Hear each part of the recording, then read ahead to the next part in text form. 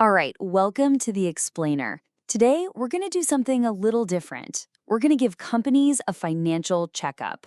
We're going to peek behind the curtain of all those intimidating numbers and really understand the true health of an organization just by using its financial statements. Let's jump in. So let me kick things off with a question for you. Picture this. A company has millions and millions of dollars just sitting in its bank account. Does that by itself mean it's a roaring success? That it's financially healthy? I mean, that sounds like a slam dunk, right? Well, you might be surprised to hear this, but the answer is not necessarily. That pile of cash, on its own, doesn't tell you the whole story. To get the real picture, we need to become financial detectives. And our detective kit? Well, that's the company's financial reports. You know, the best way to wrap your head around financial reporting is to think of it like a personal health checkup, but for a company. It's a whole series of tests that, when you look at them all together, turn a jumble of numbers into a really clear story about how that organization is actually doing. So this checkup, it's got 4 key parts.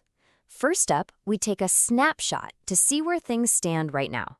Then we're going to look at the performance log to see how the company's been doing over time. After that, it's time for a reality check where we actually follow the money. And we'll wrap it all up with the goal tracker to see if the company is even walking the talk. Okay, let's grab our first tool from the kit, the snapshot. The official name for this is the statement of net position.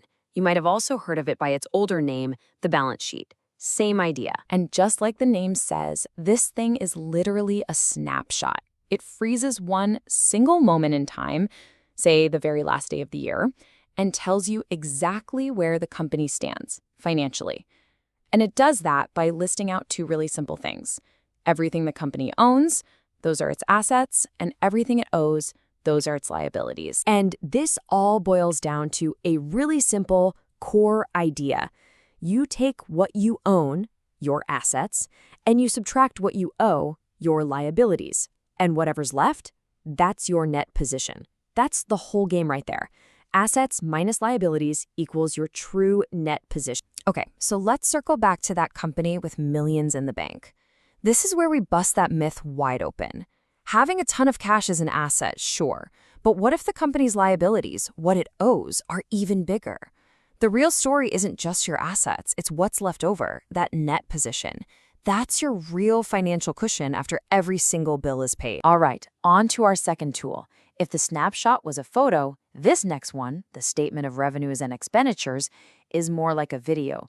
It shows you the action, the financial performance, over a whole stretch of time, like an entire year.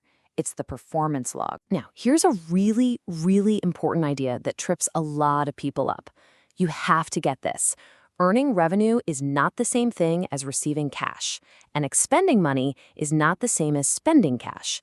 This report, it doesn't track the cash directly. It tracks the activity using a method called accrual accounting. And the secret sauce that makes this all work is something called the matching principle.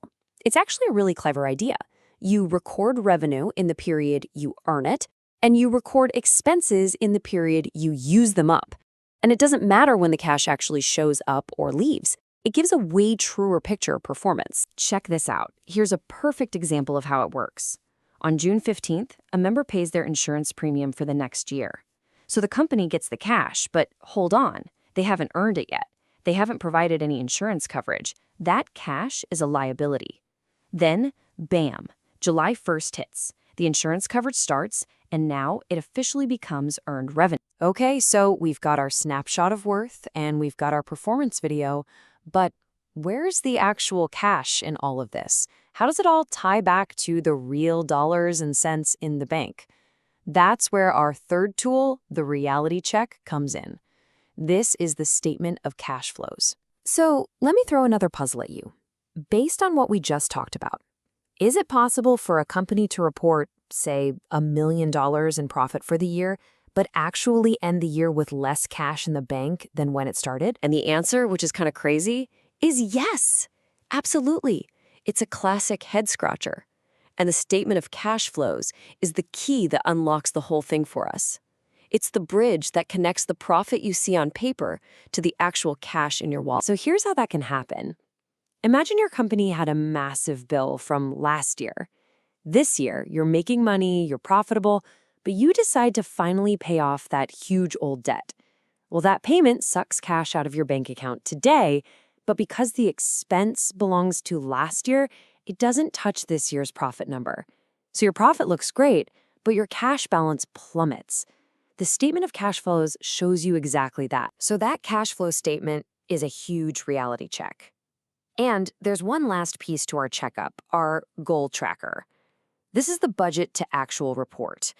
It's super simple, but super important. It just compares what you plan to do with what actually happened. It answers one question: did we hit our targets? All right, we've gone through all 4 reports. Now it's time for the fun part. Let's put on our detective hat and piece this all together.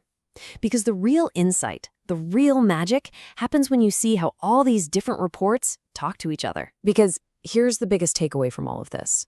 Looking at just one number, whether it's a big bank balance or a huge profit, it can totally fool you. No single statement tells the whole story. Each one is just a clue. The full, unvarnished truth is only revealed when you connect all the dots. So from now on, when you look at a set of financial statements, you're the detective. You can start asking the right questions. Like, hey, how does this year's net position stack up against last year's? Are we hitting our budget numbers? And the big one, does the cash flow story actually make sense when you look at the profit they're reporting? See, once you know how these pieces connect, you're not just looking at numbers anymore. You're reading a story. You've got the tools, you can do the checkup, you can solve the mystery. So the only question left is, what story do you want yours to tell?